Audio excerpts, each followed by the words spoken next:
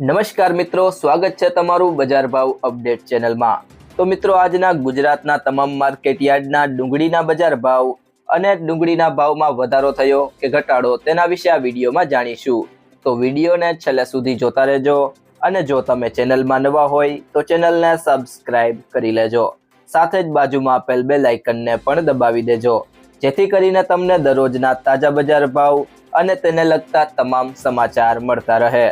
આજના લાલ ડુંગળીના બજાર ભાવની વાત કરીએ તો મોરબી માર્કેટ યાર્ડમાં 200 થી 440, જેતપુર માર્કેટ યાર્ડમાં 70 થી 341, મહેસાણા માર્કેટ યાર્ડમાં 140 થી 320, અમરેલી માર્કેટ યાર્ડમાં 250 થી 500, ગોંડલ માર્કેટ યાર્ડમાં 86 થી 366, રાજકોટ માર્કેટ યાર્ડમાં 130 થી 390, જામનગર માર્કેટ યાર્ડમાં 100 થી 350, અંકલેશ્વર માર્કેટ યાર્ડમાં 200 થી 440, સુરત માર્કેટ યાર્ડમાં 130 થી 500, મહુવા માર્કેટ યાર્ડમાં 89 થી 500, ડીસા માર્કેટ યાર્ડમાં 250 થી 330,